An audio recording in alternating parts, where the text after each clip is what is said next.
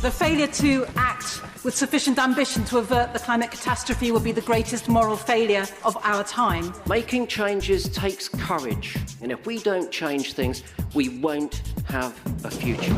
We need a president who respects science, who understands that the damage from climate change is already here. You have stolen my dreams and my childhood with your empty words. Change is coming, whether you like it or not. Zero Carbon Eastall. Hello and welcome to Zero Carbonista, Series 2, The Manifesto. I'm Ian Collins, and time to make yourself a nice cuppa, put your feet up and enjoy the only podcast out there that not only gets to the guts of the environmental agenda, but brings it bang up to date too. We reflect the enormity of the current green situation. The man who sits at the front desk of events is the environmentalist and entrepreneur Dale Vince. Dale, morning to you. Yeah, morning, Ian. My teacup's empty, actually. You Is just it? Yeah, I'm going to stay with you and make Have tea you not later. got handlers who kind of hitch in with almost a funnel of... Yeah, no, this one's on me. But I've got a splash left. Green tea, nice cold, so I'll just sip that. Superb. Let's start off with this.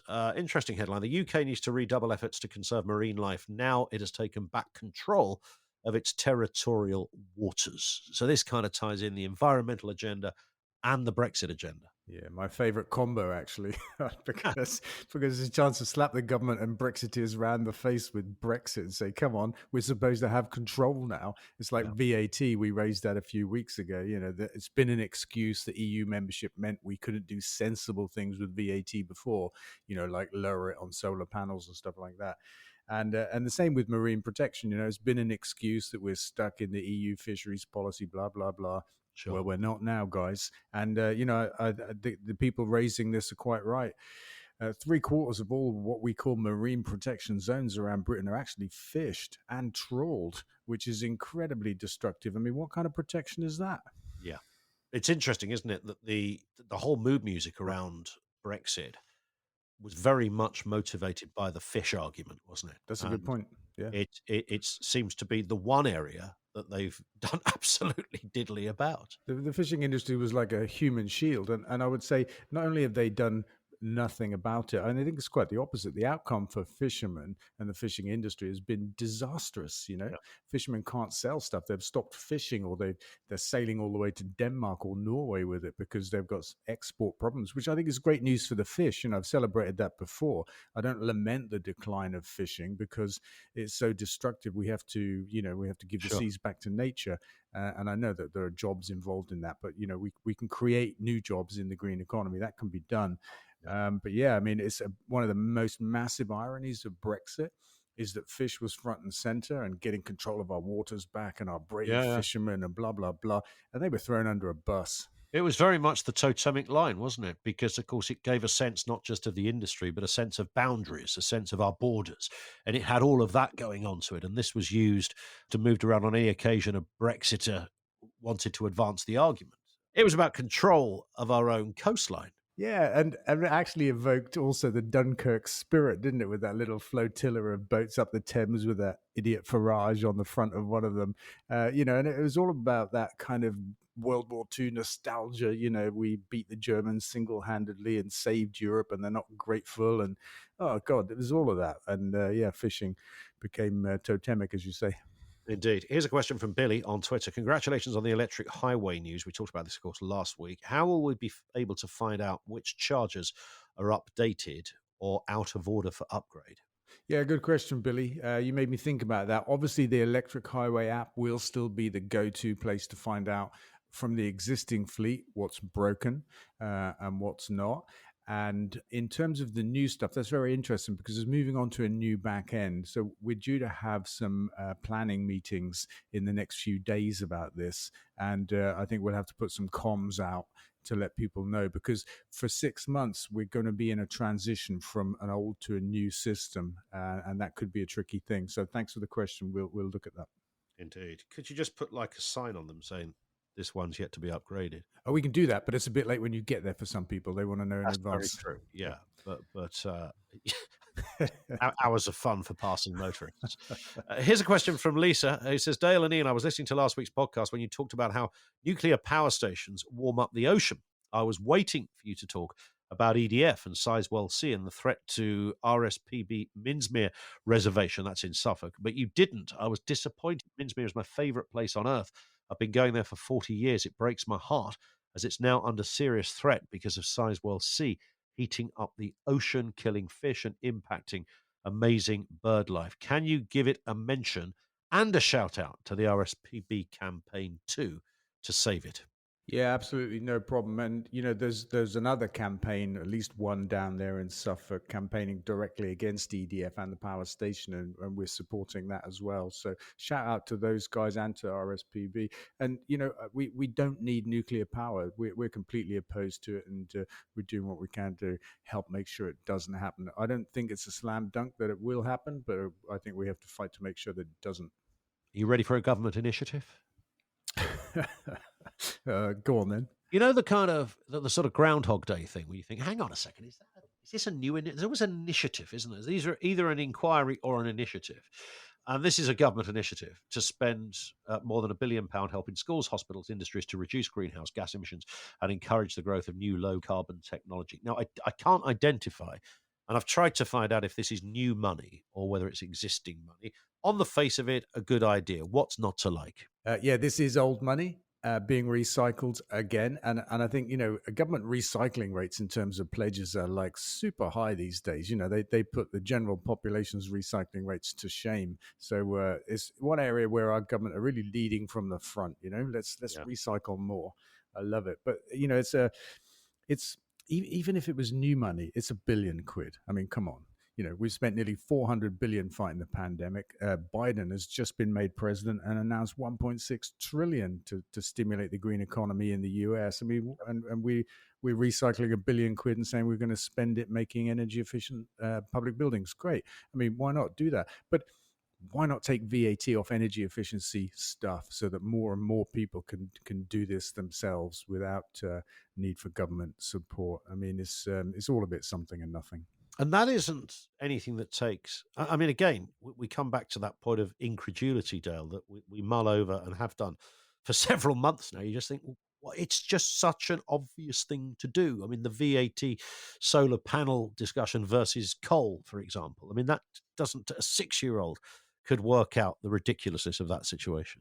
Yeah, it's perfect. And it's the perfect example because solar panels, zero carbon, paying 20% VAT, coal, the highest carbon form of energy we know of, 5% VAT.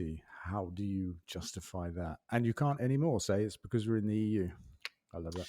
Here's a question from Jenny on Facebook. I've got a great idea for an ethical food business. Need help, support, and investment. I'm sure you get asked this all the time. How can I pitch to you, Dale, says Jenny? Send an email, I suppose. Most people guess my email address because it's guessable. So I'll just give it, shall I? It's my name, dale.vince@ecodrisdy.co.uk. Yep. I get a lot of pictures, as you guessed, Jenny. But look, I'll take a look. And if we can help you, we will.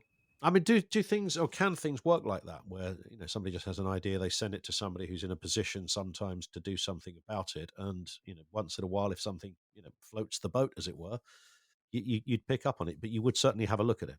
Yeah, that's right. I mean, that's exactly what happens. We do both. We look, and occasionally there are things that we can help with or want to get involved with, and we do.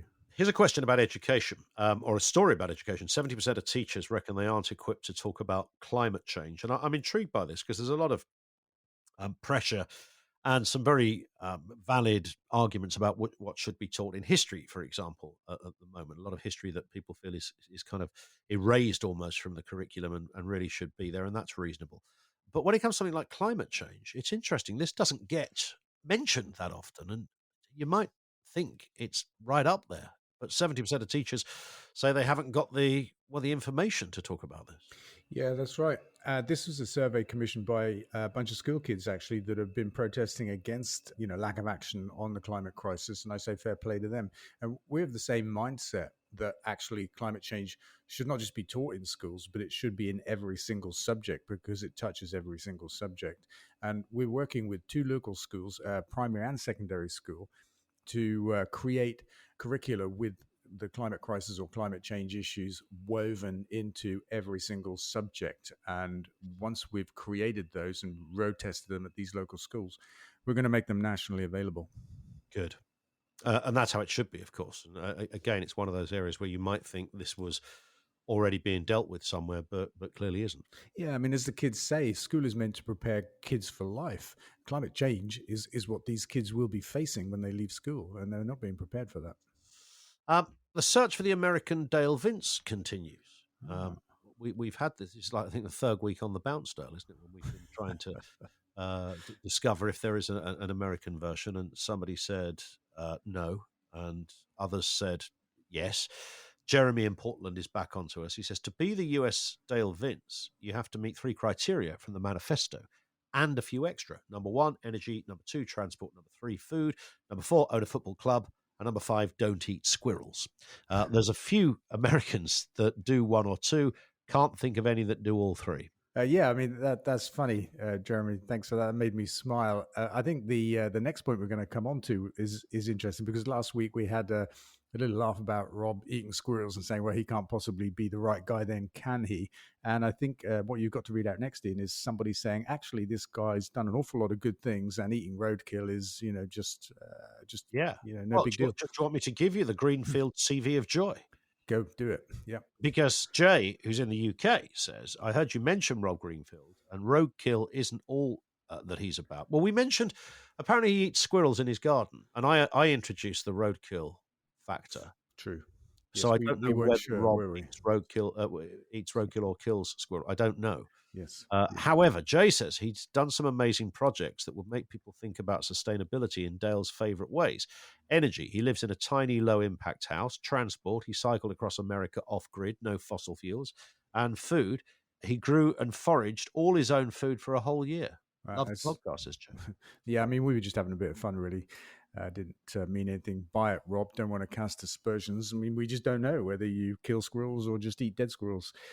But that's really interesting. Yeah, I was going to say, on the kind of the twitching compass of morality, where does somebody sit? So if I live in a small, low-impact house, if I do a lot of cycling and I grow my own food and I eat a really good, sustainable diet, but a couple of times a year I have a KFC, where would that put me? Am I person non grata to you, Dale, or am I a work in progress?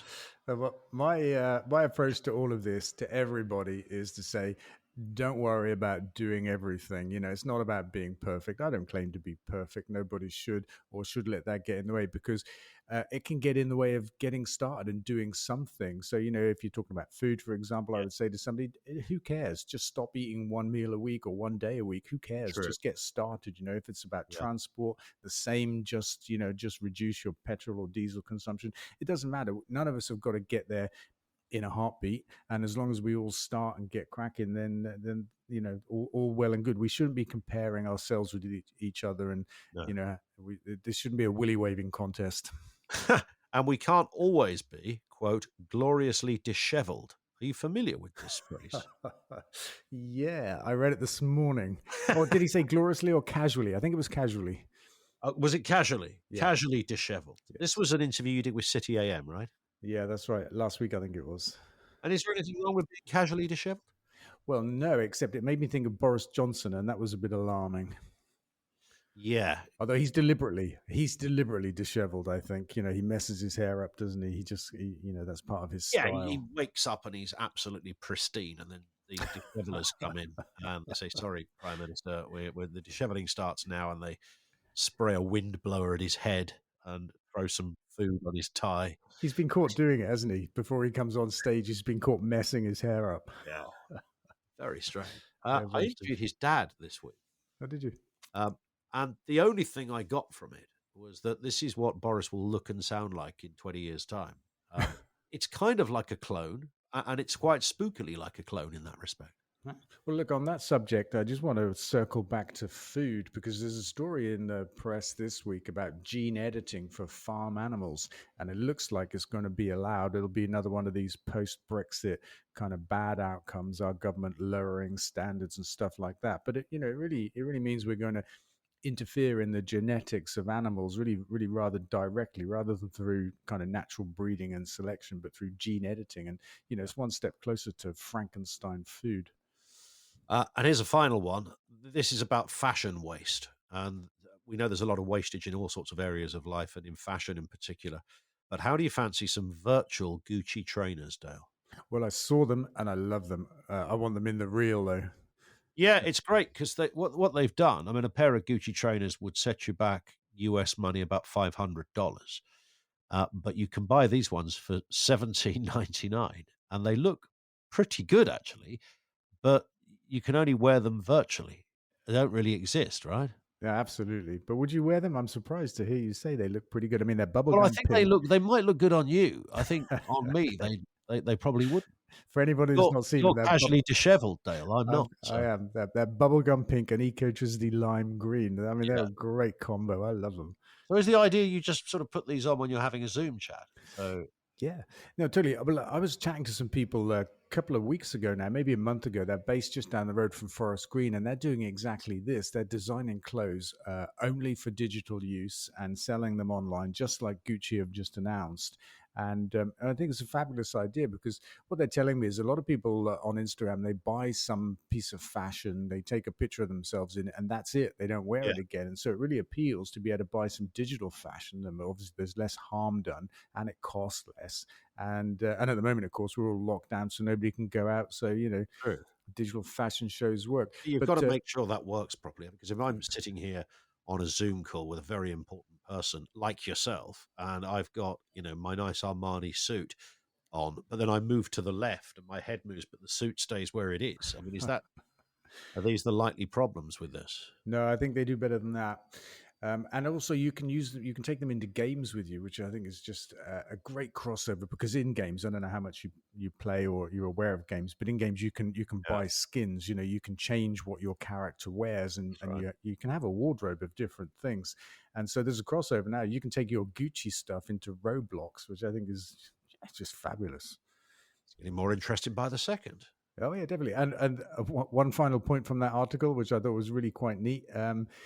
We're talking trainers that kids won't grow out of. That's very true. Yeah, you've got them forever. Yeah. You can't feel them though, can you? Nope. No blisters. There's the other plus. I just want a pair of those trainers for real. I don't know if I'll they get you make some them. for Christmas, Dale. Done. We'll speak next week. Yeah, brilliant.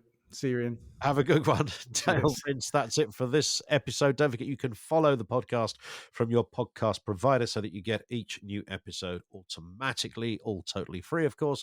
Leave a review there too. And if you want to get in touch, you can email your comments and questions, zerocarbonista@ecotricity.co.uk. A really important bit, follow Dale on Twitter as well and on Facebook. That's twitter.com/Dale Vince, facebook.com/Dale Vince. And we'll see you in a week.